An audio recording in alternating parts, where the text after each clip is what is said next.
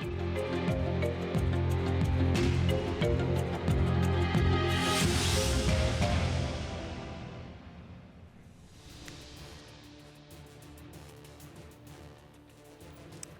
welcome everyone. I'm Lata Venkatesh. Today on Indianomics, we are trying to understand the recent order from the government which requires importers of laptops and PCs to get a license.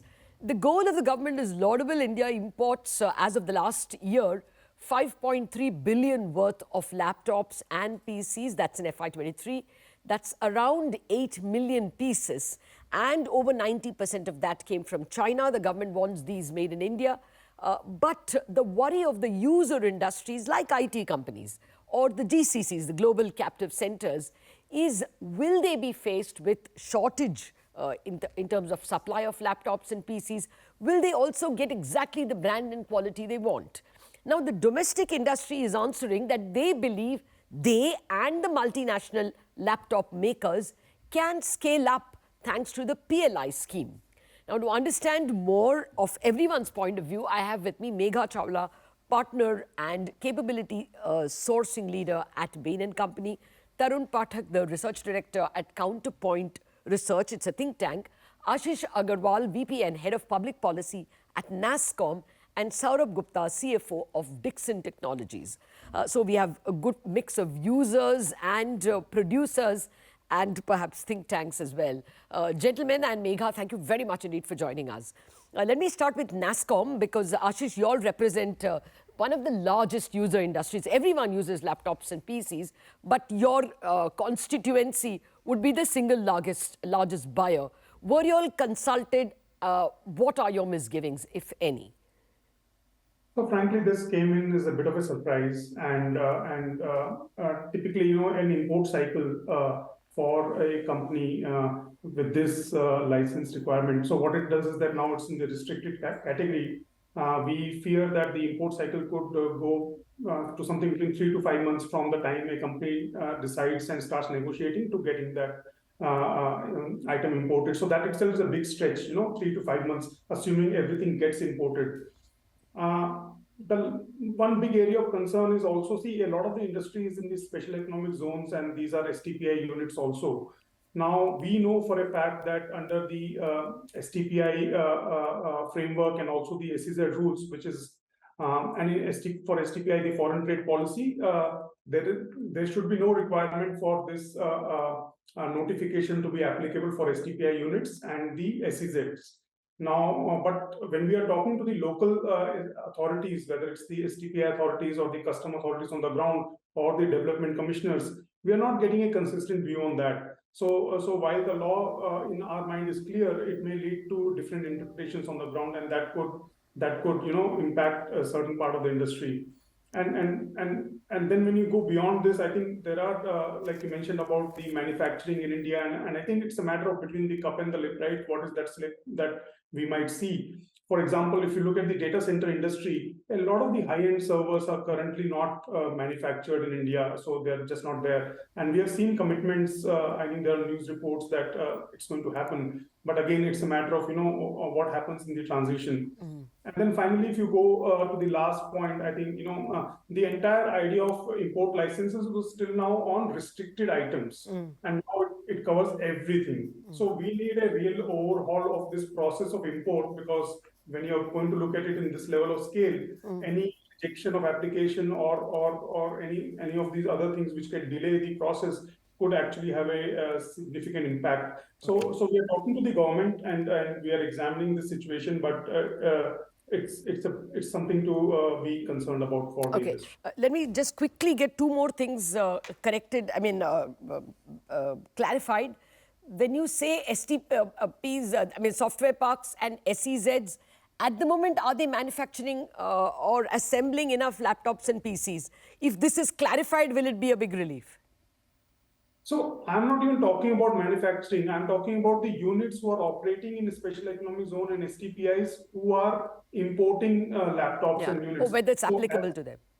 Yeah, so right now, as per our understanding of foreign trade policy and the SEZ rules, this notification does not apply to them, but the ground authorities are having different views. Okay. So that's one area of clarification. Okay. Yeah. Well, I'll need a lot more clarification from you all. Just one more thing, Saurabh. You know, there is this HSN 8471. That is the code. All products that come under HSN 8471. Is it that, you know, you can, if it is 8472 or 70, are those computers, I mean, I don't know. I just don't know how the law works. But are those computers, can you sidestep the law by changing the code? As far as I understand, I think so. That 8471 code that you're talking about, HSN code, is quite comprehensive, and one can't change it and get those laptops and tablets in some other category. Of course, yeah, there will be some kind of relaxation, which I think government will give even post November 1 till the time the capacities come in. Okay. But my sense is those other codes should not really. No, I was just thinking with a devious legal mind whether there is some, you know, leeway. Megha, now to come to you, since you know, you have helped set up a lot of global captive centers. For those of you who are not familiar with this abbreviation, global captive centers have become global capability centers. You must have just heard a lot of the large banks, NatWest, Lloyd, Citi, Morgan, all of them setting up large institutions in India so that the middle office work of their parent, including, you know, not just software, but risk, compliance, analytics, so much of the middle office is moving to India. Now, Megha, are your clients worried? Lata, not yet. You know, what we're seeing is you've seen the data, right? In the last year, actually it's been brewing over the last 2-3 years, but in the last year, what we've seen is that there has been a surge in interest in GCC. We are actually at any point having tens of conversations with our clients on how can they enter, how can they scale up. This has not yet cast a shadow on the GCC opportunity.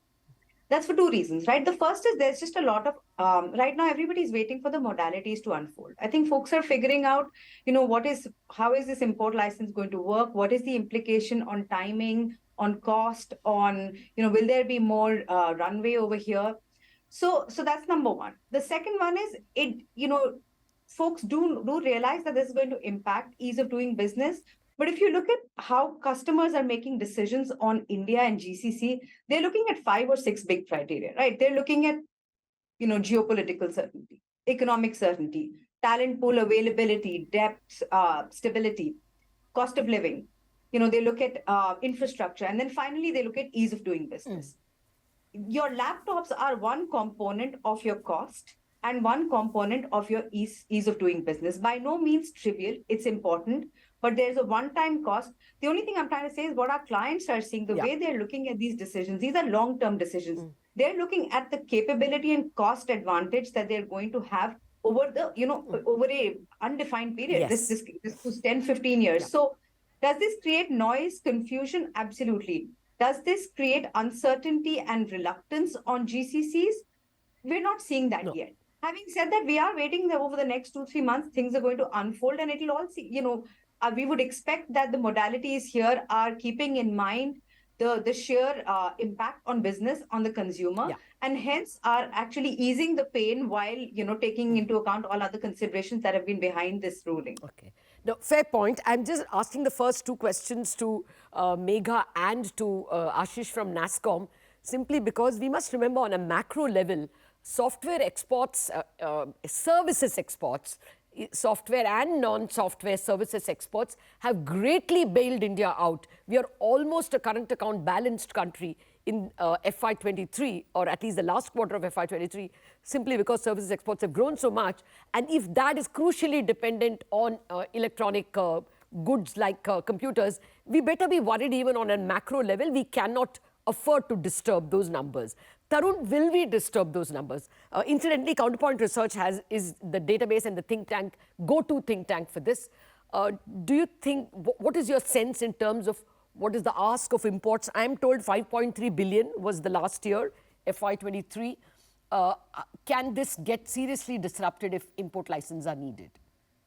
Thank you, Lata. So let me break this in terms of numbers. So if we put together the entire category as of now, we talk about laptop PCs, about $8 billion. You add tablets on top of it, then another 1 billion, and then servers, another 2 billion. So now what is happening is we are largely dependent on imports on this category. So if you say, so one is assembling, which is only 35% as of now, and one is import of the components that goes as high as 90%, right? There is hardly any localization of the component that is happening.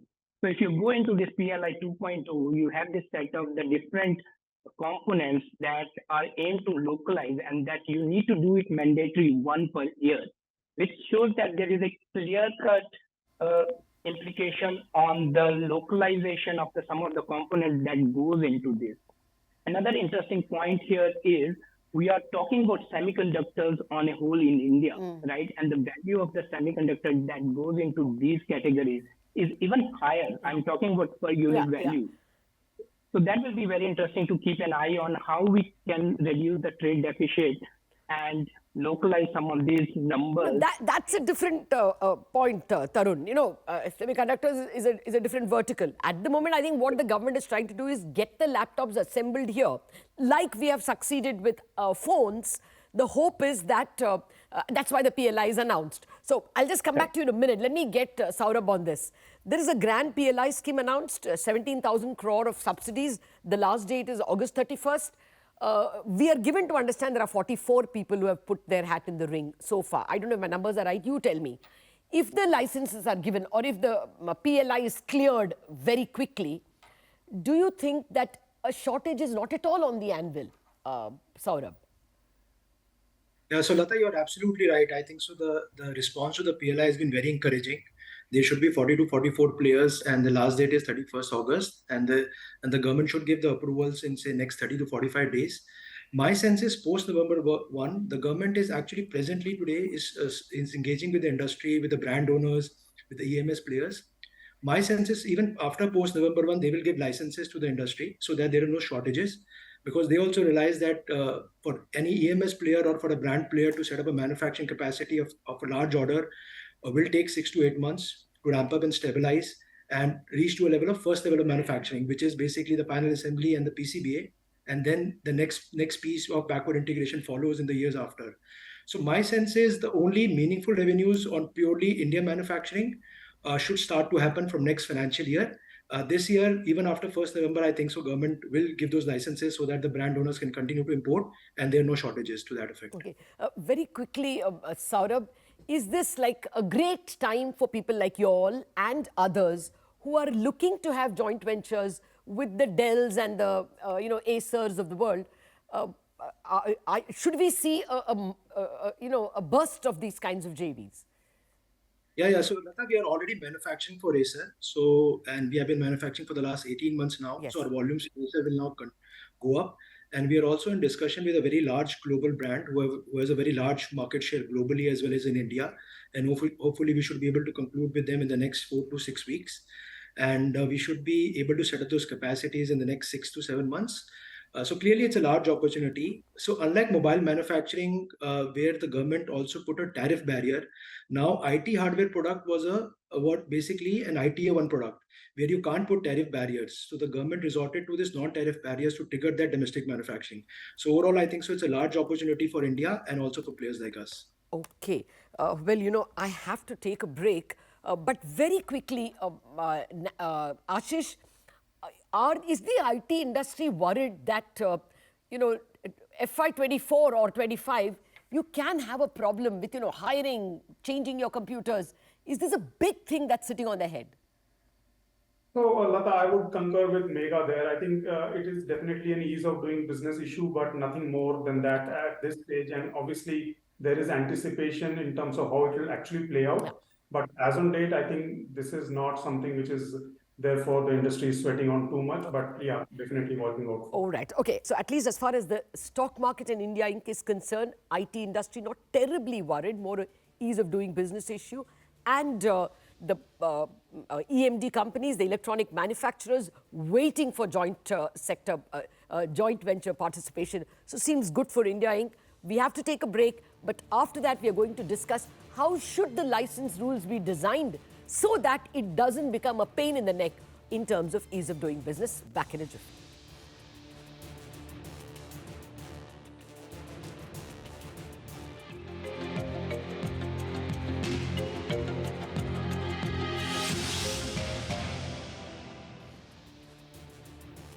Welcome back to Indianomics. We've been discussing the government's new rule that laptops and PCs can be imported only with a license. The discussion has been with Megha Chawla of Bain and Company, Tarun Pathak of Counterpoint, Ashish Agarwal of NASSCOM, and Saurabh Gupta of Dixon. Gentlemen and Megha, thank you very much for your patience. I get your point that you made earlier before the break, that this is going to be an ease of doing business problem. Ashish, how would you have them rewrite the rules of licensing? Do you want it to be given quickly? Do you want them to speed up at least in November till the production picks up? What do you want from the authorities? So a very high level feedback that has gone from us is that there needs to be a little more a sense of demand and supply, so that this transition to the new regime doesn't cause unintended outcome where firms are struggling, and that's one feedback. But if you go back into the nuts and bolts, I think first level is just a on-ground instruction to the field formations that for STPI units and SEZ unit, this notification doesn't apply. So that's point number one. Second is that right now the import licenses for restricted items, these are, you have to take port-wise licenses. So that's problematic. So can we have a process where the license is centralized, and can we have timelines where the license can be given in, let's say 1 week time rather than the anticipated time if you compare to restricted item, which is much more longer. And then also what happens when the application is rejected? So currently, because the rejections are for restricted items and it's a minuscule set of stuff, and people can just manage over them. But when you're doing it as a default, then what happens? So I think some of these things are important. And also there is a kind of a issue, right? Because a server is a server, but a server can also be connected to a larger machine and become part of the capital good. Similarly, a high-end laptop. So how do you get this exemption where a laptop or a server is part of a capital good? Yes. So that they could clarify it to say that all capital goods are exempt. So I think there is a list of such items. We are in discussion with the Director General of Foreign Trade and the IT Ministry, and hopefully they will look into this. I think that's a very important point that you're making, and that puzzled me as well. Among the items that this license doesn't cover, you can as part of your baggage rules, get one laptop if you have gone abroad. You can buy from the Amazons of the world, one unit. These restrictions don't apply provided you pay the customs duty. But the biggest one was any laptop or unit connected to a capital good is also exempted. And as you point out, a lot of it can be explained in that. Megha, did you encounter this? Have you legally approached the government through any of the SROs? We have not, Lata, we have not. I think I agree with, I think Ashish put it across very well. There's just a need for clarity. What is in, what is out, and this is, based on sort of what's happening on the ground rather than just sort of, written in isolation from, I think consulting businesses is absolutely crucial here. Businesses and any other actually essential services that require laptops, to be clear. That clarity, I think the process needs to be very transparent. Ashish spoke about the fast tracking. I think it's really important that we have like predefined timelines and accountability around those timelines. The best case is just provide more flex even beyond November. But, I understand there are several considerations at play. Let's make this easier for business. Let's create absolute clarity on what to expect, because, then businesses can recalibrate their timelines. I think it's the uncertainty that's creating more angst rather than, an extra 3 days or an extra 5 days. Right now, we don't know. Is it an extra 7 days?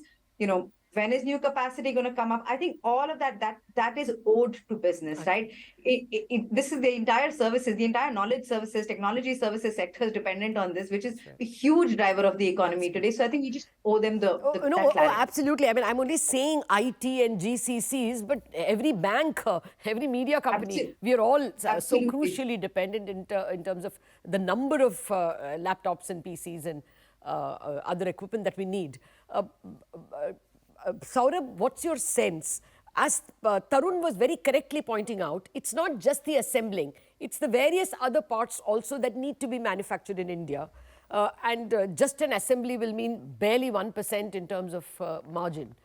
Do you think that there is this whole world that is opening up for you because the HPs and the Dells of the world will want to capture this consumption market? Yeah, so Lata, the way the PLI is being structured is that you get an incentive both on the final assembly and localization. So localization is actually mandatory. Okay. You have to localize other components like a PCBA, like a display, a battery, charger, those kind of things have to be localized, and then only you get that incentive. So we believe that every industry in the initial days requires some kind of a handholding from the government, and this is the kind of step that has been taken by the government. And once you achieve a scale and size, then the component ecosystem also evolves, like the way we are seeing in the mobile industry right now. The value addition is significantly increasing year on year. Of course, the non-semiconductor part, but yeah, that is increasing. And clearly we see that in next 2-3 years, those kind of component or the value addition in a laptop or a tablet will also go up in India. Okay. Tarun, I've taken your point that semiconductors is a vertical by itself. I mean, there barely, I guess, we will do the packaging and the testing first. It's a long process. It's a difficult process. But among the others, do you see, significantly this number of 5.3 billion coming down? What's your experience in other countries? Can this be quickly set up? I think so. India has a capability. So if you look at in terms of the localization, we take this example from the mobile. So first of all, you localize the low-hanging components with chargers, with cables, then housing. I think here you can also take the very similar side. First of all, there is a assembling that happens on each and every component. Even on the camera module, memory, you need assembling, right? So in that sense, I think we need to first identify the components that can be localized. I think the housing is a big part of these categories. And then if you look at the display, even the display assembly, display is almost like 50% of the BOM in some of these components, in some of these segments. And that needs to be looked into. And then comes the memory. So I think that can be done, obviously, over the years. That's why I think the clarification on the timeline of this particular certification would have been very important if you had looked into what's the kind of localization we have, what is the kind of the assembling, because we have currently lines in the country that can make almost a half of the production, a half of the requirement that we have. So we do not have even enough lines to make enough or assemble enough pieces right now in the country. So that needs to have been looked into. And one point I think we are missing here is the second-hand industry. If you look at second-hand is a big market. I was there in the Nehru Place a couple of days, and the gentleman was telling me by the time this notification has been out, our sales in the second-hand PC has almost become double, which means that people are accumulating. Exactly. I take your point. Yeah. I expect a bunch of proactive imports, and as you this is really a new point that's coming to the table. Second-hand industry that will go through the roof simply because you fear there will be a shortage. Saurabh, just finally, very quick point. As Tarun says, assembling should get priority, right? Yes, we have to localize, but since the license is sitting on your head, assembling will get priority over everything else? Yeah. So assembly, the final assembly, both the PCBA and the final assembly will get prioritized. And the next 6 to 8 months, industry will be absolutely geared up, and the industry has the requisite skill, bandwidth, and the capability to do that. And we are absolutely up for it. So we will be setting up large capacity in the next 6 to 8 months. No doubt you're stocked it very well after the announcement.